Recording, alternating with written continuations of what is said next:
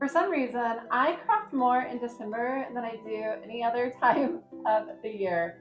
I don't know about you, but Christmas really gets me in the mood for crafting. It's like I just want to hunker down and do the things, right? Every year, I create an ornament or ornament to go on my tree. I don't never meant to do it. It's just something that happened. And so this year, I'm going to share with you this year's ornament. Here are a few of them on how I created them. This is something very easy to individualize, to create it for just how you would like it. You could change the pattern on the front super easily. No, this is not painted. And it's a little hack that I love. And if you've watched me before, you probably have an idea of what I use. So I'm Alicia from thriftyandchic.com. Let's get crafting. Right, here's your supply list. I've also linked it into the description below. Here's everything, all the goodies, all the amazing napkins. First off, though, we are going to start with this DOS clay. I absolutely love this clay. It's one of the better clays that I use, and it holds up really well. So first off, you're going to take a big chunk. Depending on how many you're wanting to do, I like to work in small batches. I just think it's easier. I kind of actually knead and condition this clay first before I roll it out. But once it's all nice and conditioned enough and kind of like the wet on the outside is gone into the inside, I get a rolling pin and I will roll out the dough. There's not dough. Oh my goodness. The clay. You're totally rolling clay, but it very much seems like you're making cookies.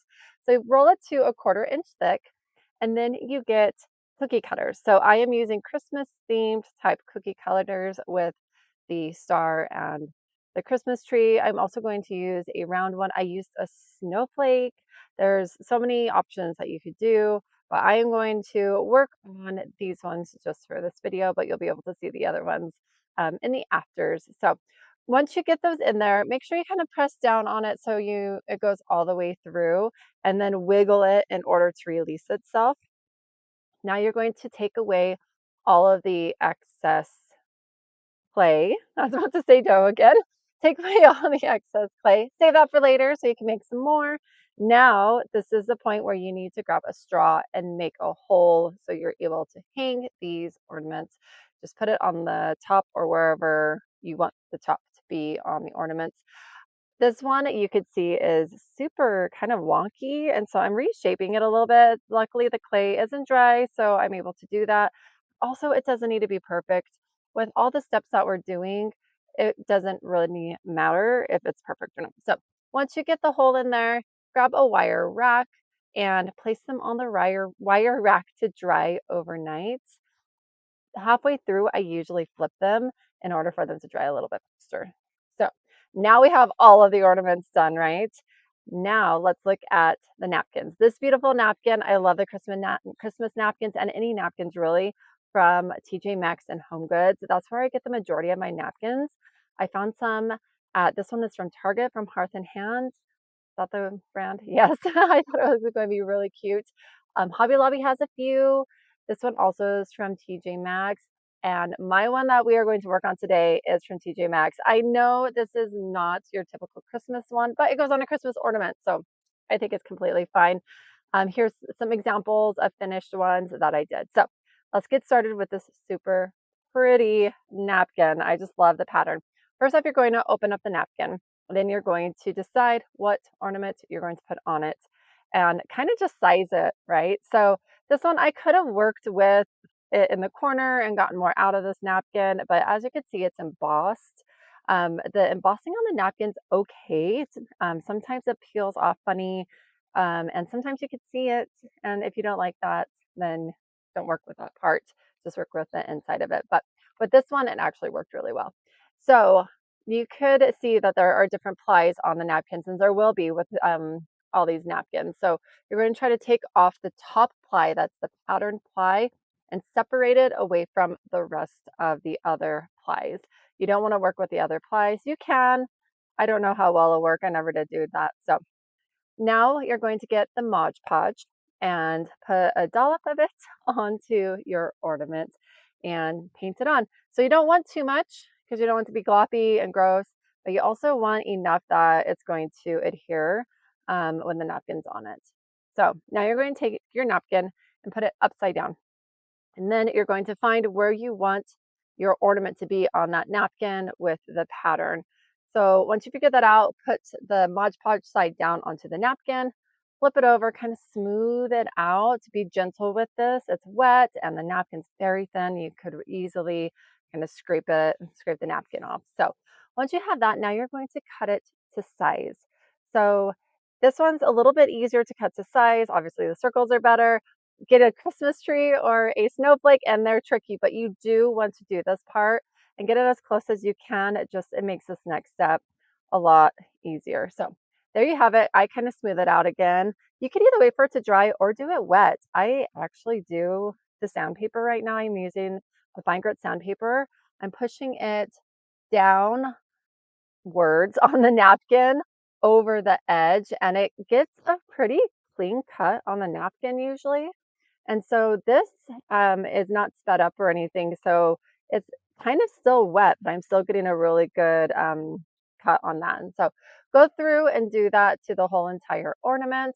And I take off the excess if you see any excess stuff, because there might be some. But now you see that you hid the hole.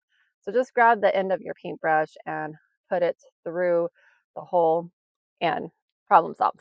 Okay, now you're going to use some more Mod Podge and make sure that napkin is going to be there to stay. So about the same amount, a little dollop, and brush it on with the brush. So this is a point where you could either do 1, 2, or even more coats if you really like. I usually maybe only do 1 or 2 with the ornaments. They're not like really needing some good durability that the Mod Podge is going to give. And so there it is. I actually loved how this looked once it was dry, and it's really pretty with the white background. I was thinking of leaving it, but I decided not to, and I went with the rabbit buff and gold leaf to put onto the back. So I just put some on there, and I used my stippling brush, which works really well with the rabbit buff. I've used this one with multiple. I probably should get a new one. And then on the sides, you're going to just put a little bit on the back of the ornament and use a like detail brush to do the sides. This does take a little bit of time because you don't want to get it on the front, right? You could do this with your fingers too, but I'm pretty sure the rubber buff's toxic the way it smells, so I don't know if you want to do that. Here it is all finished. I absolutely love the way it turned out, and now it is time to hang it.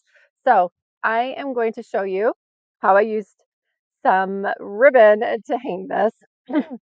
And after I did this on another ornament, I realized that this tutorial I'm showing you right now is harder than it should be. I know now how to do it easier. If you can have it, or if you have an idea, put it in the comments below and see if you're right. But right now I am just sticking the ribbon through the hole with the back of the paintbrush, and then I'm sticking the other side of the ribbon through the hole with the back of the paintbrush. This is a little tricky. Make sure you have a big hole if you're going to do this, which that's why you do it with a straw, not like a toothpick. And now pull it through where there's about a 2-inch loop, 1.5 to 2-inch loop on top. You'll be able to see it in a second. And I'm going to just tie this in a cute little bow. So this is how I wanted it to look. It turned out really cute. I'm not loving the fray of this bow as much, so I did a few others without the frayed one, and I like that a lot better. It turned out really cute.